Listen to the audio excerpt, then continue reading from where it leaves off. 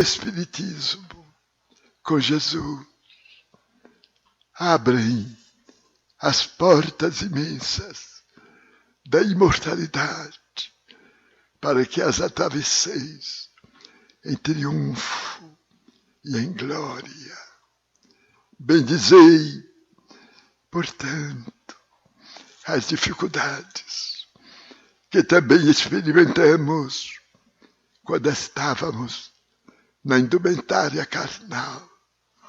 Ninguém em caráter de exceção. Quantas vezes choramos convosco, abraçando-vos e dizendo-vos: bom ânimo, crede e perseverai, recordando-nos de Paulo sobre as ruínas da Acrópole antiga em Atenas renovada, ouvindo as vozes espirituais depois do insucesso da sua pregação aos gregos que ele tanto amava. E ele soube esperar, trabalhar, insistir e amar, fazendo que depois Atenas recebesse o divino pábulo do Evangelho e o legado sublime de Jesus. Estamos em uma nova Atenas que teima em não nos aceitar, em substituir Jesus pela tradição dos velhos deuses, de Dionísio a Momo, de Baco, as expressões mais vis do humano comportamento. O triunfo, sem dúvida, é de Jesus. Ide e pregai com o exemplo, vivendo o Evangelho a qualquer preço, não conforme as teologias, mas de acordo com a ética moral de que se utilizou Allan Kardec para perpetuar esse modelo e guia da humanidade que nos conduz. Ide, amados, antes servos e agora irmãos do Mestre em triunfo, na era de luz que se iniciará em madrugada próxima, logo seja terminada a noite de trevas. Mantende-vos em paz e amai, ajudando-vos uns aos outros nas suas debilidades e fraquezas, pois que são eles que precisam do vosso auxílio para também atingirem a meta. O Senhor da vida irá conosco. Muita paz, filhos do coração e filhas da ternura. São os votos dos espíritos espíritas, por intermédio do servidor, o mínimo e paternal de sempre, Bezerra. Meus queridos amigos e irmãos, muito boa noite. Estamos aqui em mais um programa Bezerra de Menezes, o Kardec brasileiro, que acontece sempre às domingueiras, às 8 da noite, e na companhia agradabilíssima do historiador Luciano Clay, biógrafo de Bezerra e curador do Centro de Memória Viana de Carvalho.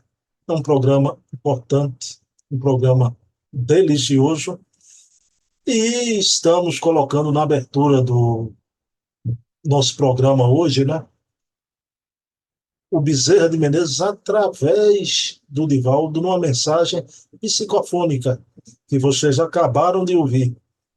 Cada programa nosso vai ter um início personalizado de acordo com a proposta de cada programa, não é? Pessoal, e ontem tivemos no nosso canal a estreia de mais um programa, Chico Xavier, o apóstolo da mediunidade. Então foi um programa maravilhoso, né, com Leonardo Marmo. A gente falou sobre a proposta do programa, a necessidade da gente ressaltar a figura humana, a figura espiritual e a importância de Chico Xavier para o movimento espírita brasileiro, como aquele que foi o maior médium da história do espiritismo. E aqui no Brasil, me permitam dizer, eu concordo muito com a eleição que houve num programa de televisão, né? Para mim, o Chico Xavier é o maior brasileiro de todos os tempos. Doutor Bezerra há de concordar comigo, não é? Temos 4 programas semanais, que é esse de Luciano, na terça o do Hermínio, com sua filha Ana Maria, na quarta resenha literária, na quinta o de Herculano com a filha de Herculano, Heloísa Pires.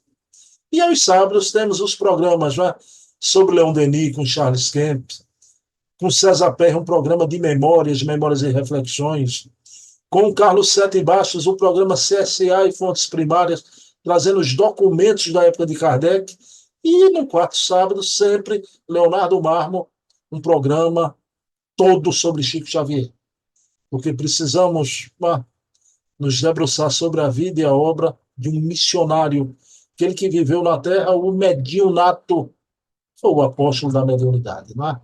Pessoal, então, antes de mais nada, vamos elevar o pensamento a Deus, agradecer por mais essa oportunidade de estarmos aqui ressaltando a vida e a obra do médico dos pobres, do Kardec brasileiro, e sempre na palavra quente e carregada de convicção do Luciano Clay, grande historiador e biógrafo de Bezerra. Sendo assim, pedindo permissão a Jesus, a quem tudo devemos, iniciamos o nosso programa da noite de hoje. Bem, pessoal, vou colocar Luciano aqui para conversar logo conosco. Bem, meus queridos amigos e irmãos, já estamos aqui mais uma vez com ele, Luciano Clay Filho, historiador, biógrafo de Bezerra. Ele é o autor dessa biografia portentosa, Bezerra de Menezes, O Homem, Seu Tempo, Sua Missão, que tem sido uma obra minha de cabeceira, viu, Luciano Clay? Fica no meu criado mudo, né? Então sempre compulsando a obra, senão não consigo entrevistar Luciano Clay, né? Luciano, boa noite, tudo bom, meu amigo? Em paz, querido, graças a Deus, né? Nas pelejas diárias, cotidianas, aprendendo aqui a lidar com essa nova fase existencial, que é o da aposentadoria profissional, né? Mas para espírita nunca há aposentadoria, pelo contrário. Há mais trabalhos, há mais compromissos e aproveitar essa nova fase, esses tempos que Deus me conceder ainda à frente, para continuarmos as nossas pelejas em prol da divulgação do Espiritismo. Estamos agora organizando também o Centro de Memória Viana de Carvalho, com alguns projetos também inspirados em Bruno Tavares, né, mas não como seu programa de divulgação de um canal. Aproveito o ensejo para, no Avant Premier, divulgar canal Arquivo 57, 57 é homenagem à data magna do Livro dos Espíritos, em que nós vamos soltar aos poucos uma série de gravações em áudio, em vídeo, raríssimas, né, de grandes palestras do passado, de Divaldo Franco, Newton Boechat, Jacob Rosmanet e outros tantos mais, dos anos 60, até dos anos 50, 70, com imagens e com áudios. Então, nós estamos aí preparando essa surpresa, né? E aí já é fruto desse período novo que estamos vivendo. Luciano, eu queria novamente, como eu fiz no domingo passado, né? E prometo a você que vai ser a última vez, porque não tem mais daqui para frente algo assim, não é? Semana passada eu lhe perguntei sobre a iniciativa do programa com Carlos Sete Baixas, já. Você deu um depoimento enaltecendo o trabalho do Carlos Sete. Mas, Luciano, estamos vivendo tempos novos, já. A internet deu voz a muita gente boa, mas há muita gente tonta, com estutice, né? E ontem, com o querido Leonardo Marmo Moreira, articulista espírita da revista Reformador, programa de sábado ontem, a gente inaugurou uma fase nova, um novo programa, Chico Xavier, o apóstolo da mediunidade. Ante as críticas aí sobre a obra de Chico, hoje vivemos a época do criticismo. Se critica tudo e a todos, né? Sem o devido respeito, consideração, etc, etc, etc. Né? Luciano, rapidinho, sua palavra é importante. A gente sempre trazer o Chico Xavier para essas novas gerações que estão chegando aí. Mas me causa perplexidade, muita vez, é o fato de que alguns de nós, de repente, diante dessa possibilidade de entender que estamos num outro momento, daqui a pouco completamos 200 anos, não falta muito, talvez não estejamos aqui em 2057, temos idade para tanto, se Deus permitir, mas nós vamos completar 200 anos de O Livro dos Espíritos, e há muitos entre nós que têm todo o direito, evidentemente, de fazer as suas devidas análises, de ter uma tendência mais ideológica para pensar o espiritismo dessa ou daquela maneira. Mas o que me causa espécie, surpresa, portanto, perplexidade, com uma certa tristeza, é a postura cáustica, ferina, antifraterna de alguns companheiros ao criticar outros companheiros. O espiritismo não precisa de combate em si. Tudo bem que, de repente, algum companheiro pode cometer alguma absurdidade em relação àquilo que ele entende, que seja feita essa crítica. Nós temos direito de fazer isso. Mas para que ir para cima dos outros com uma virulência terrível? Às vezes, um trabalho que a pessoa faz, ela 95, 99% é perfeito por conta de uma opinião. Você invalida todo o trabalho de alguém, né? Então, cada um tem direito de expressar a sua opinião. Infelizmente, nós vamos responder por isso, né? Ou felizmente, porque o Tribunal Divino está na consciência de cada um. E em relação a Chico Xavier, é isso que acontece, querido. O que eu lamento, porque eu me tornei espírita, claro, pela lógica irretorquível dos postulados espíritas, por aquilo que nós depreendemos da leitura das obras fundamentais, mas assim como você, para nós que somos egressos de movimento de juventudes espíritas, começamos muito cedo, eu comecei aos 21 anos de idade, Chico Xavier foi figura fundamental nesse processo de adesão definitiva ao espiritismo. Se não fossem as leituras da mensagem do Evangelho de Jesus, que o espiritismo traz novamente para nós, pela lúcida e sábia interpretação de Emmanuel, eu não estaria aqui falando com você. Porque o que me encantou no Espiritismo foi a forma como o Espiritismo me apresentou uma vez mais, eu que vinha de uma tradição religiosa, da qual a maioria do povo brasileiro veio, que é o catolicismo, doutrina, aliás, a qual eu devo muito, não vou criticar nem cuspir no prato que eu comi, pelo contrário, sempre ressalto aqui a importância, porque é um caminho, como as igrejas evangélicas e as outras expressões de fé, são caminhos que levam ao mesmo fim, que é Deus. Então, eu aprendi muito, mas o Espiritismo me apresentou Jesus de tal forma, e isso eu devo muito a Emmanuel, ao ler Paulo Estevam e outras tantas obras, que, em momentos de angústia, de um jovem que buscava respostas, além das do Livro do Espírito, o trabalho de Chico Xavier vem com a série André Luiz. Olha, todos nós, quando dávamos palestras, participávamos de discussões de grupo de jovens nos anos 80 ainda, Bruno, você também certamente agia assim, nós trabalhávamos as obras de André Luiz, trazendo para nós detalhes impressionantes acerca da vida do mundo espiritual. E isso nós devemos a Chico, que foi a nossa grande fonte de inspiração. O Marmo, citado por você, que é outro grande amigo, assim, não o conheço pessoalmente, mas pelo trabalho, é uma figura encantadora. Ele sabe trabalhar, de fato, assim, com maestria, com sabedoria.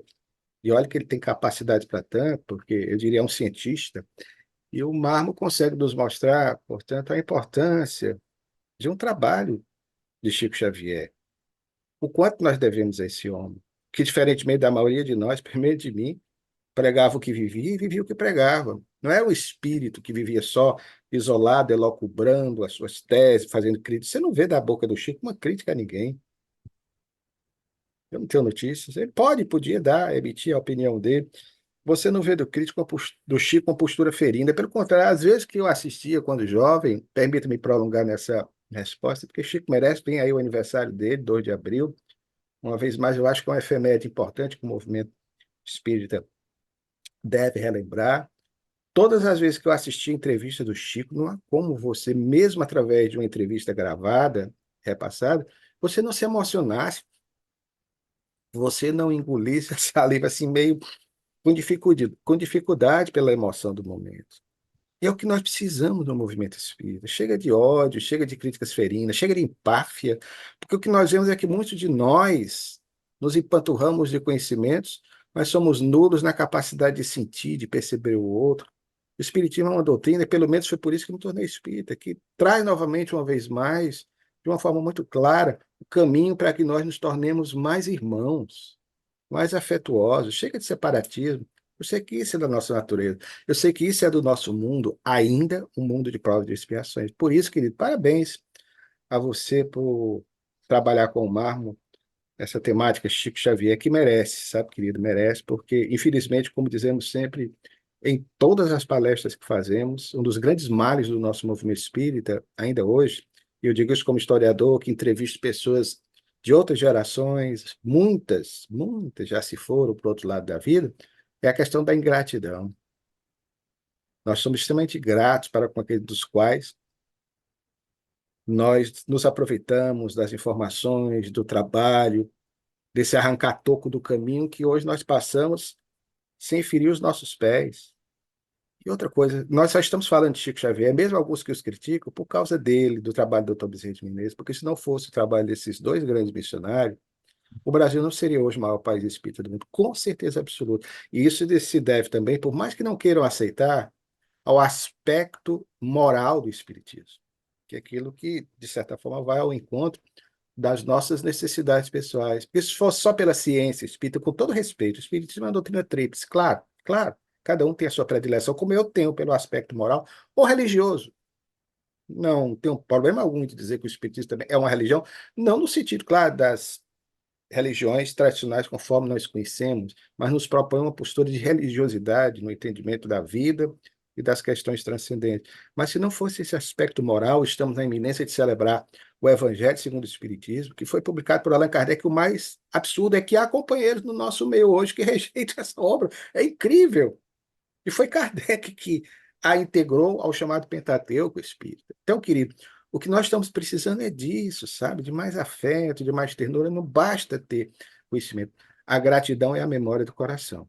E ser grato a Chico, eu acho que é um dever de consciência de todos nós. Bem, obrigado, Luciano, pela tua opinião sobre Chico. Chico viveu na Terra o mediunato, né? Foi um apóstolo da mediunidade e o maior médio da história do Espiritismo em todos os tempos. O segundo lugar fica distante, né? Luciano, o assunto da noite de hoje é ecologia e meio ambiente, né? Luciano, aí me debruçando na tua pesquisa, eu percebi, Luciano, que naquela época, a época de Bezerra, né, o Brasil era considerado pelo seu pioneirismo no campo da ecologia, né? E aqui, Luciano, né, tanto Humboldt, mas também o querido Alfredo Russel Wallace tiveram aqui no Brasil. O Charles Darwin também, não é? Então, o Brasil desempenhava esse pioneirismo mesmo à época, meu querido Luciano. Sim, meu bom irmão, sim. Então, várias figuras de expressão da ciência oitocentista do século XIX passaram pelo Brasil. Agassiz, também na área da geologia. Nós vamos ter muitos nomes.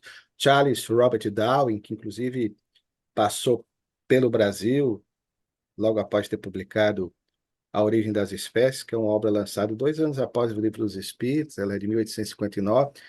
Não tenho como provar, mas certamente Allan Kardec leu, porque para aqueles que acham que o Espiritismo é uma doutrina estanque e parada, que ela não evolui nesse sentido de alterações que possam ser feitas em relação a alguns dos seus pontos, nós temos uma prova cabal, Kardec já na segunda edição do Livro dos Espíritos, falando de uma forma diferente do que ele falava, ou pelo menos recebendo a orientação dos Espíritos na primeira edição, no tocante ao processo evolutivo da espécie humana, que me faz crer que ele deve ter lido alguma coisa em relação ao que Darwin publicou, porque a segunda edição do Livro dos Espíritos é de 1860.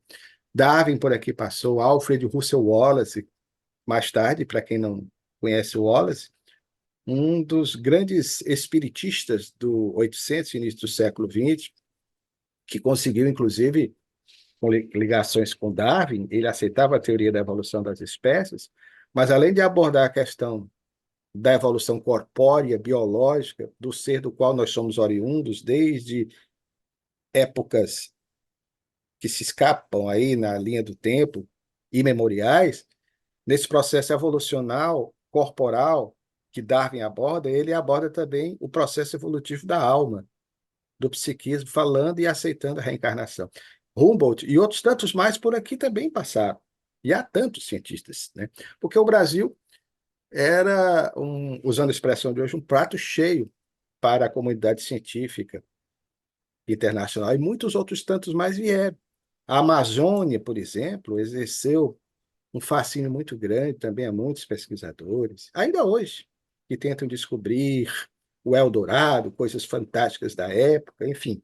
E realmente esses nomes de ciências tinham aqui no Brasil uma possibilidade de investigações. No caso de Darwin, ele passou pouco, até se decepcionou com muita coisa daqui que não era para ser diferente, como, por exemplo, a questão da escravidão, que era uma aberração para os ingleses de seu tempo, embora a Inglaterra tenha sido, historicamente, a grande fomentadora do processo do tráfico negreiro, quando teve interesse para transportá-los nas suas embarcações, e depois vai proibir tráfico negreiro. Claro que aí já é um outro contexto, mas por interesses meramente econômicos, por conta da Revolução Industrial. Então, ter o trabalho livre de alguém que, mesmo recebesse uma miséria em termos salariais, não havia ainda o salário mínimo, mas teria pelo menos a liberdade para comprar as bugigangas que os ingleses mandavam para cá ou para outras partes do mundo. O escravo livre era um consumidor em potencial. Depois foi contra, né? Mas, portanto, querido, esses cientistas passaram aqui pelo Brasil, deixando essa marca, né, da presença, do registro dos mesmos, mostrando que já naquela época se vislumbrava um país diferente dos demais. Bem, Luciano Humboldt e o querido Alfredo Russo Wallace, né, passaram por aqui, mas vamos para as personalidades aqui no Brasil, Luciano. O historiador José Augusto Pádua, ele coloca algumas grandes personalidades defensores do meio ambiente, né? Primeiro, ele vai tratar do grande José Bonifácio de Andrade Silva, tá? Que foi o primeiro a estabelecer uma relação de causa e efeito entre a escravidão e a destruição. E ele coloca também como um prodigioso vanguardista da causa do meio ambiente. Foi isso mesmo, Luciano? Meu filho Bonifácio é outra figura que merecia ser mais refletida, mais estudada na história do nosso Brasil. Tanto é que dizemos sempre, embora o respeito que temos pelo nosso primeiro imperador, Pedro I, mas se dissemos que alguns personagens, como Chico Xavier, pregavam que vivia e vivia que pregava, não pode ser a mesma coisa em relação ao nosso primeiro imperador, que, aliás, foi bem diferente do segundo, o filho dele com Dona Leopoldina, porque o Dom Pedro II, aí sim, embora alguns problemas na condução dos destinos do Brasil, mas foi como sempre temos dito, já falamos na outra live, na nossa opinião, o maior governante do Brasil de todos os tempos, e espero que apareça um que eu supere, mas acho difícil, porque, afinal de contas, ninguém vai governar o Brasil por praticamente 50 anos, 49, como ele governou. Então, querido, José Bonifácio é uma figura injustiçada, como a primeira esposa de Dom Pedro I, Dona Leopoldina. A primeira mulher a governar o Brasil, porque nas ausências do marido era ela que assumia. Inclusive, as cartas que ela envia, juntamente com a influência de José Bonifácio, ao marido, para que o mesmo desse, naquele momento grave da história nacional, no dia 7 de setembro de 1822, o Grito Ipiranga. Só se lembram dele, o Pedro I. Mas os grandes preocupados com essa história, enquanto Dom Pedro estava, com todo o respeito, nas suas aventuras com a Marquesa de Santos, para o sofrimento da própria companheira, era José Bonifácio que dava a ela todo o suporte necessário. E essa figura, inclusive, depois foi alijada, já na fase do Império, pelo Dom Pedro I, que depois se arrepende e manda buscá-lo no final da existência para que o mesmo fosse tutor do seu filho Pedro II, quando ele abdica do trono do Brasil em 1831 e retorna a Portugal. Mas Bonifácio foi, querido, foi sim, figura vanguardista. Claro, você pode discordar dele nesse ou naquele ponto, os seus interesses de natureza política. Claro, você pode ser, ele era um conservador, mas o Bonifácio, de fato, querido, nesse capítulo, ele tem várias ações vanguardistas. Ou seja, o Bonifácio, ele, além dos conhecimentos ecléticos que ele tinha, era um gênio, uma figura extraordinária. Através da mediunidade de Chico Xavier, é dito que ele, inclusive, mais tarde, teria uma relação, numa outra encarnação, mais direta com o Dr. Bezerra, porque quando ele desencarnou, Bonifácio desencarna em 1838, durante o período regencial. O Dr. Bezerra estava com 7 anos. Então, mais tarde, na década de 40, ele reencarnaria na Bahia, segundo informes de Chico Xavier, no caso, através do espírito de Humberto de Campos, que nos traz essa informação, como Rui Barbosa, que vai ser um dos grandes nomes do liberalismo, da fase inicial da República. E há uma lógica muito grande nisso que Chico coloca, né? Analisando aqui como historiador, que foi companheiro de bancada de Bezerra de Menezes, e era um gênio da política, até hoje é admirado. Quem nunca ouviu falar, mesmo que não conheça a vida de Rui Barbosa, mas já ouviu falar de Rui Barbosa. E o fato, querido, é que Bonifácio ele antecede a muitas causas que o Brasil no futuro irá trabalhar. Além de ser um homem ligado à mineralogia, como era, aliás, também a imperatriz Leopoldina, um homem voltado à ciência, simpático às ideias de Hahnemann também, a homeopatia, certamente as questões voltadas à espiritualidade, não há muitos informes a respeito disso, e, aliás, aqui e acolá eu vejo num artigo, muitos confundem os Bonifácios, porque houve dois. Então, o Bonifácio, que era simpático às ideias espíritas, porque na época de José Bonifácio não havia espiritismo, ele desencarnou em 1938, mas de vez em quando eu vejo um artigo, o Bonifácio, isso porque o doutor Bezerra escreveu nos Estudos Filosóficos, porque havia um José Bonifácio também, que era chamado de O Moço, foi companheiro de bancada política do Dr. Bezerra, desencarnou, inclusive, em 1886. Vocês podem procurar aí no Google. E esse José Bonifácio, o moço, ele era, na verdade, sobrinho do José Bonifácio de Andrade e Silva. Então, havia uma confusão, porque ele foi deputado-geral. Então, eram dois, né? Esse, sim, era interessado pelo espiritismo. Tornou uma figura de vanguarda, também podemos dizer até, na história do espiritismo em nosso país. Então, o José Bonifácio antecipou-se em muitas questões. Foi também, já como você pontuou aí, favorável à abolição da escravatura, como Dona Leopoldina também o era. Dom Pedro dizia ser, mas nós não conhecemos as reais intenções, com todo respeito, do nosso primeiro imperador. Mas Bonifácio entendia porque era um homem de uma visão macro em relação ao processo desenvolvimentista da humanidade. Ele sabia o que estava acontecendo na Europa, ele viveu na Europa durante muito tempo, particularmente em Portugal, então ele sabia de tudo isso. Então, no tocante ao que você menciona, ele foi também pioneiro. E aí o historiador citado por você, que é a grande referência na área da historiografia voltada às pesquisas desses homens que trabalharam e lutaram pela causa da preservação do meio ambiente, ele destaca, primeiramente, José Bonifácio de Andrade e Silva, né? Então, ele faz um trabalho tentando resgatar os principais nomes que trabalharam pela causa ecológica no 800, no século XIX. Mas aí, fazendo uma ligeira observação à sua pergunta, dentre esses 50 nomes, ele exclui o Dr. Bezerra. Ele não cita o Dr. Bezerra de Menezes. certamente ele não tinha informações a respeito, porque se ele soubesse hoje o que nós escrevemos aí, o livro foi depois desse trabalho dele publicado, que é o único e principal trabalho de referência a quem estuda a história da ecologia no Brasil. E há muitas dissertações, de tese, dissertações de mestrado, doutorado, que têm trabalhado essa temática, porque é uma causa hoje muito presente nas nossas vidas, e é a grande preocupação mundial dos nossos tempos.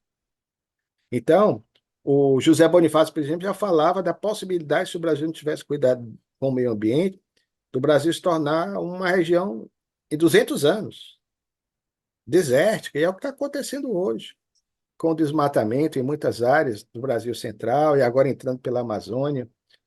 É possível, o homem pode destruir o meio ambiente. Infelizmente, nós estamos vendo aí o que está acontecendo no mundo, esse aquecimento global por conta das nossas aberrações, da nossa postura de desrespeito em relação à natureza. Então, o Augusto Duarte, Augusto de Pádua, ele não trabalha propriamente o nome do Bezerra de Menezes. Repetimos, porque ele não conhecia. Luciano, o Bezerra de Menezes é um cearense da gema, nordestino, não é? Luciano, você conhece tanto quanto eu, como todo nordestino, o que é a indústria da seca, não é? Como essa indústria da seca é usada pelos políticos de todas as épocas, de antanho e da atualidade, não é? Luciano, mas o Bezerra de Menezes tinha uma preocupação, para não cometer um anacronismo, o termo ecológico que eu estou citando são os tópicos da tua obra, né? Consciência ecológica, pioneirismo ecológico. Então, Luciano, o Bezerra tinha também essa preocupação com a seca aqui do Nordeste? Sim, querido. E quando você faz essa observação introdutória, é pertinente, claro, porque na época não havia ecologia como ciência, é algo do século seguinte, do século XX, mas a ação dele foi exatamente nessa linha ecológica como hoje nós entendemos. Então, o doutor Bezerra de Menezes, até por ser nordestino, na época o Brasil não tinha região Nordeste, o Nordeste não era chamado de Nordeste, era Norte. O doutor Bezerra de Menezes tinha, sim, essa consciência em relação ao que você chama de indústria da seca, é um problema realmente que tem a ver com a natureza humana, os desvios constantes. O homem, com o dinheiro, ele muda o seu trajeto, como já dizia Alexandre o Grande, lá na antiguidade, no quarto século antes de Cristo, não há fortaleza que resista se por ela passar um burro carregado de ouro. Então havia muitas comissões que recebiam dinheiro do governo, Dom Pedro II mandava, havia campanhas também no Nordeste, repetimos, a época Norte, só para que as pessoas que nos escutam possam entender, e essas comissões já eram criticadas pelo próprio doutor Bezerra de Menezes, que fez parte, inclusive, de uma equipe lá no Rio de Janeiro, da qual fazia parte o seu conterrâneo, José Bonifácio, desculpem, José Alencar, o grande escritor romancista, o grande médico Moura Brasil, oftalmologista, conhecido nacionalmente, e outros tantos cearenses que estavam na corte ou em Fortaleza, no Ceará, eles enviavam dinheiro. Esse dinheiro, muitas vezes, na época, já havia crítica nesse sentido, foi desviado pelas autoridades políticas locais, infelizmente, né? É isso que você está falando aí, a indústria da seca, quanto mais, melhor. Então, o doutor Bezerra tinha essa preocupação princípio. Ele escreveu, portanto, um opúsculo de 43 páginas, pequenininho, no qual ele dava alternativas plausíveis para essa questão recorrente, sobretudo por conta da grande seca de 1877, que perduraria até 1879, e foi a seca dos dois setes, como alguns dizem, né? A seca que ceifou a vida de milhares de nordestinos, que muitos tiveram no desespero de migrar para cidades portuárias, especialmente no caso Fortaleza, que era a capital da província. E aqui vinham, além da exploração, as enfermidades da época, as epidemias constantes recorrentes pela aglomeração populacional, sem as condições plausíveis, né, para as pessoas terem uma vida digna. Então, querido, de fato, o doutor Bezerra teve essa preocupação, e nesse opúsculo, responsavelmente, como ele o fizera em relação ao outro opúsculo, sobre o qual já aqui falamos um pouco, e no futuro vamos voltar à baila com ele, sobre a escravidão, tudo quanto o doutor Bezerra de Menezes fazia era, usando a expressão de hoje, com os pés no chão. Não é uma coisa assim estapafúrdia, por conta do momento político, não. Basta ler que você vai ver o que ele entendia como cientista. Lembra que o doutor Bezerra era um cientista. além de médico, cientista de nomeada, participou, já comentamos a respeito disso, de várias agremiações. Então, ele tinha um cabedal de conhecimentos incríveis e tinha, evidentemente, autoridade para tanto. Luciano, e além da problemática da seca, o Bezerra, como deputado, se debruçava também sobre o problema da poluição. Luciano, a tal ponto que ele combatia até o fumo, porque, por exemplo, no fabrico do charuto, entrava o elemento na preparação, o elemento do pichoar. E o Bezerra combatia o fumo por causa desse elemento, que poluía o meio ambiente. Né? E também ele teve projetos de reflorestamento enquanto deputado. Exatamente, que desse pichoar do fumo usado para feitura, tanto do charuto quanto do cigarro, esse mau hábito, né, que na época muito não tinha noção, obviamente, do que hoje causa o fumo, os malefícios do cigarro. Tanto isso é verdade que, na época, esse hábito, ou melhor, mau hábito que nós herdamos da Europa, para muita gente, evidentemente, era charme fumar, né? Como foi na nossa geração, nas belas propagandas. Mas o interessante é que, inclusive, até alguns grandes espíritas do passado fumavam, mas é porque eles não tinham noção dos malefícios. Eu consegui uma fotografia rara do Bittencourt Sampaio, em que ele está com a família. Olha que era uma grande alma, né? Continua sendo. Mas não tinha noção, com cigarro à mão. O Manuel Quintão, da Federação Espírita Brasileira, Fumata, até que escreveu uma obra em que ele fala, você me parece que tem essa obra também, né? As cinzas, é, uma obra em que ele dá o nome Cinzas das Minha Memória, uma coisa assim, que ele retrata um pouco a respeito da vida do movimento espírita de seu tempo. Caibá Schutter e outros tantos mais.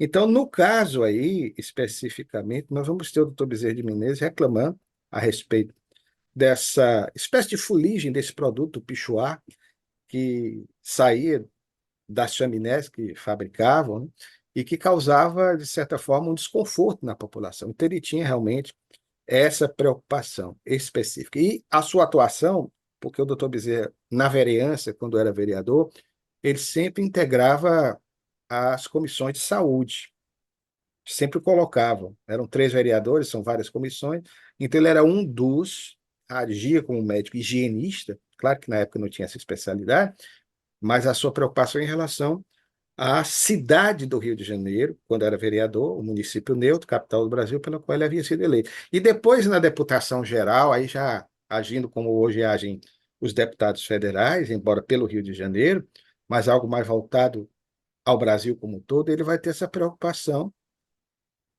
principal de voltar-se também à questão da preservação das matas, como, por exemplo, as matas da Tijuca, que ele conhecia muito bem, porque ali morou. Então, o doutor Bezerra tinha, de fato, essa preocupação com o meio ambiente. Luciano, o Evangelho do Futuro.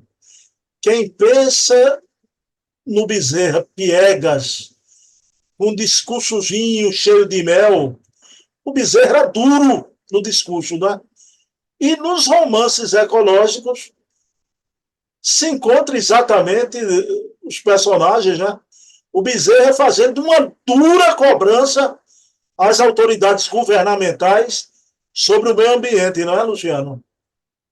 Exatamente, querido. Tinha que ser duro na hora que era necessário, porque na Câmara dos Deputados ou na dos vereadores, na tribuna política, de uma forma geral, não dá para falar sempre com mansuetude, né? Você fala, evidentemente, e o doutor Bezerra não agia de forma contraditória nem hipócrita, não, não, mas ele tinha que agir com energia, como Jesus agiu em um ou outro momento, chamando, por exemplo, os fariseus de sepulcros caiados, raça de víbora. Então, ele agiu não com agressividade, mas com energia pela necessidade de se impor naquele momento com a ideia que era vital ao Brasil de seu tempo, no caso do doutor Bezerra. Então ele agia, ele foi veemente em muitos discursos, porque na época os discursos já eram taquigrafados, nós conseguimos recuperar muito desses discursos, nós lembramos que o nosso conterrâneo Freitas Nobre, que foi deputado por São Paulo, esposo da doutora Marlene Nobre, de saudosa lembrança, ambos já residentes no mundo espiritual, o Freitas Nobre conseguiu, nos discursos parlamentares 33, aproveitando aí essa oportunidade de fazer essa compilação, esse registro de alguns desses discursos do Dr. Bezerra de Menezes, ele escolheu alguns. Mas o mais interessante, Bruno, é que é apenas uma pequena parte, é a ponta do iceberg de outros tantos discursos que nós conseguimos, inclusive, recuperar do Dr. Bezerra de Menezes. E em muitos deles, partes outras que o nosso conterrâneo não incluiu no livro, porque não podia, obviamente tinha que ter uma limitação de tamanho, ele teve acesso a tudo, certamente, mas o doutor Bezerra já pelejava pela causa ecológica. A palavra que nós usamos, como você muito bem lembrou, porque na época não havia outra. Então, ele lutava a favor do meio ambiente. Então, foram discursos importantes, veementes, dos quais ele se valia, inclusive, dessa questão da poluição, do desmatamento, para mostrar que estava antenado com as questões importantes de seu tempo, para que as pessoas pudessem ter uma vida mais saudável. E ele aproveitava os romances. O romance inédito, Viagem através do século, a fase da vida humana, há muitas, como em outros tantos mais, mas especialmente em O Evangelho do Futuro, que ele deixou escrito e que, após a sua desencarnação, o reformador ficou publicando em folhetim mensalmente. O período passava a ser mensal, em vez de ser quinzenal. Ele ficava publicando os textos sequenciados, que mais recentemente, se não me falha a memória, em 2009, a Federação Espírita Brasileira, homenageando o Dr. Bezerra de Menezes, fechou esses folhetins, transformando num livro, que é o Evangelho do Futuro, que quem quiser pode adquirir, que é de uma riqueza impressionante. E ali ele fala de maneira contundente, crítica em relação a esse descaso do governo, criticando, evidentemente, não só o imperador, porque, na verdade, o imperador, se pudesse, resolveria. O problema ou são os atravessadores, aspas, né? Aqueles que estão no meio ali, como você citou, a indústria da seca, muita coisa que é desviada. Como Dom Pedro era contra a escravidão, mas não podia ir.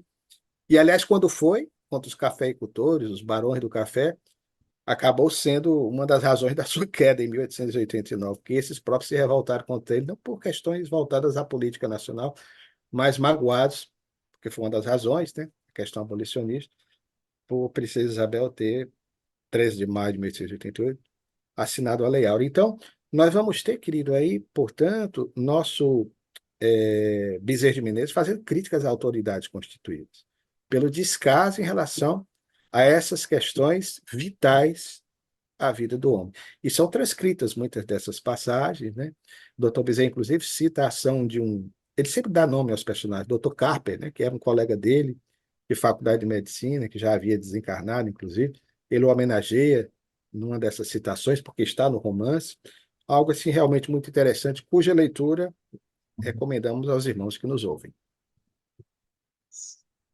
Luciano, uma pergunta derradeira também sobre uma obra de Bezerra, não é? Essa obra que, na minha visão, no meu sonho, não vai ser a FEB que vai publicá-la, vai ser Luciano Klein Filho, viu? Então, viagem através dos séculos, as fases da vida humana, não é? Luciano, nessa obra retrata, né, o doutor Bezerra, ele descreve com tamanha beleza sobre os animais e a vegetação que não é incorreto dizer, nesse momento, o Bezerra desabrocha aí a sua sensibilidade franciscana, Luciano Klein. Ele que teve um filho que colocou o nome Francisco da Cruz. Quem conhece a vida de Francesco Bernardoni, nascido no dia 26 de setembro de 1182 e desencarnado no dia 3 de outubro, olha a data, né? Coincide com a desencarnação de Kardec, de 1226, com apenas 44 anos. Alguém pode perguntar, mas o dia de São Francisco, pela tradição católica, não é dia 4? É por conta da opção da igreja em celebrar o seu dia, já no início do seu processo de canonização, quase que de imediato. Então, Francisco é essa figura milenar.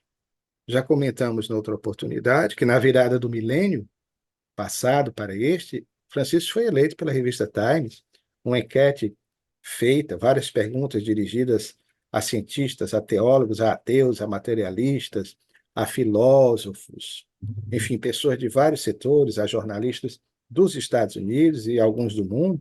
Qual seria o personagem do segundo milênio, do milênio que encerrado, que poderia representar como exemplo a ação humana ao longo daquele milênio tão difícil, tantas transformações, de tanto progresso que houve na humanidade, sobretudo nos últimos séculos, notadamente nos dois últimos, o 19 e o 20.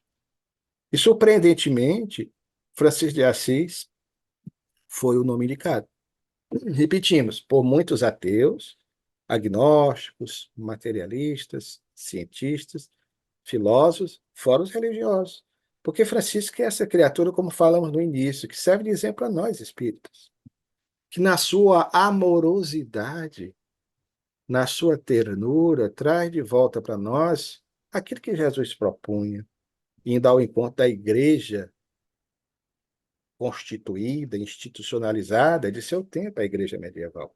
Então, Francisco foi o primeiro a se preocupar e é eleito por sua, como esse homem da ecologia, o patrono da ecologia, por sua interação com o meio ambiente, porque exalava de seu ser tanta ternura, eram vibrações tão afetuosas, tão amorosas, que até os animais dele se aproximavam. Isso não é história da carochinha, não, é fato, que os animais sentem a nossa adrenalina, eles percebem quando você está nervoso ou não. E Francisco era uma mansuetude corporificada pelas vivências de existências transatas. Alguns aventam a possibilidade dele ter sido a reencarnação de João Evangelista, entre estes também aceitamos, embora tenhamos uma certa cautela em relação a essas afirmativas, mas tudo leva a crer pelo entrosamento desse psiquismo com o psiquismo do Cristo, de Jesus, a ponto de desejar sentir as dores de Jesus por um condicionamento atávico psicológico, o fenômeno do aparecimento das chagas nos pulsos, no peito e nos pés. Então, Francisco tinha essa interação com o meio ambiente. Quem tem a oportunidade de ler o hino de louvor às criaturas, é um cântico que ele recitava, chamando a tudo e a todos de irmão, irmão sol, irmã lua, irmã água, irmão lobo, que nos demonstra exatamente, é o símbolo dessa proposta de uma visão antecipada do que nós deveríamos ter em relação ao nosso amanhã, a essa causa ecológica. E Francisco de Assis era admirado por todos. Na vida de Dr. Bezerra, que teve, como você disse, um filho chamado Francisco da Cruz. Francisco da Cruz, porque, aliás, curiosamente, sem que os nossos irmãos católicos soubessem, né, mas é interessante, você já deve ter visto essa imagem, como eu já vi, até guardo aquilo de lembrança, uma da minha adolescência, em que há um quadro muito belo, não sei quem foi o pintor, agora no momento que fez essa obra de arte extraordinária, em que você tem Francisco de Assis, segundo a representação que nós conhecemos dele, com aquela túnica dos camponeses de Assis, tosca, ele retirando Jesus da cruz. Vocês já devem ter visto, né? Então, Jesus assim, pendendo, saindo do madeiro, e Francisco o acolhendo. Curioso, porque dos discípulos, o único que ficou na cruz ao lado das mulheres foi João, ou seja, ele próprio, né? Como dissemos, acreditamos nessa tese. E o fato, querido, é que, portanto, Francisco é a figura referenciada. O Dr. Bezerra o admirava, o amava, tem esse filho, que não foi diretamente uma homenagem a Francisco de Assis, muito possivelmente, embora ele também tivesse um grande amigo, Francisco da Cruz, né, o Dias da Cruz, Francisco de Menezes Dias da Cruz, mas essa denominação de Francisco de Assis, a conclusão a que chegamos nos estudos que fizemos, foi uma homenagem, na verdade, a um cunhado seu, casado com a sua irmã Maria de Souza, que era Francisco de Menezes da Cruz, né? Que foi um grande desembargador local, Francisco, que também tinha esse nome, né? Então, muito possivelmente é homenagem a ele, mas por tabela a família que era admiradora do santo, e ficou esse filho, Francisco da Cruz, que aliás foi entre os filhos do Dr. Bezerra de Menezes, o último a desencarnar. Chegou a ser cônsul, desembargador, desencarnou em 1961, pertinho do momento em que nós dois, bom, estamos voltando à Terra, né? Na nossa década de nascimento. Bom, que pena que o nosso relógio é materialista. Então, encerramos mais um programa de Bezerra. Esse programa aqui que foi uma ode hoje à natureza, ao meio ambiente, né? Através desse espírito maravilhoso, doutor Adolfo Bezerra de Menezes. Luciano Clay, a prece é contigo.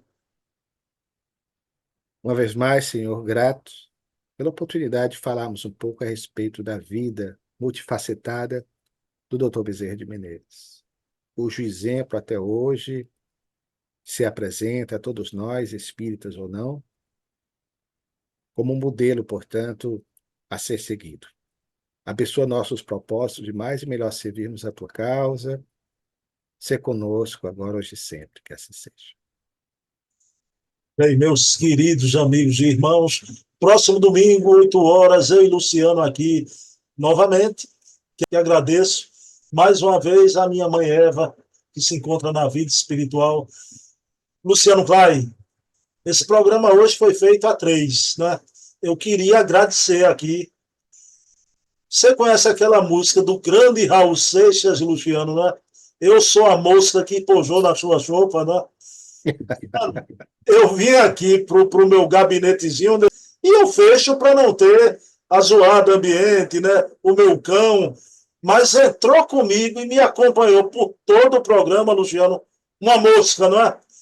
Testando a minha paciência, então eu quero dedicar esse programa a você, irmã mosca, que fez o programa comigo e com o Luciano, viu? Luciano, Só você, Bruno. beijo, um abraço, Luciano. Até semana que Tchau, vem. meu filho. Até a semana. Tchau.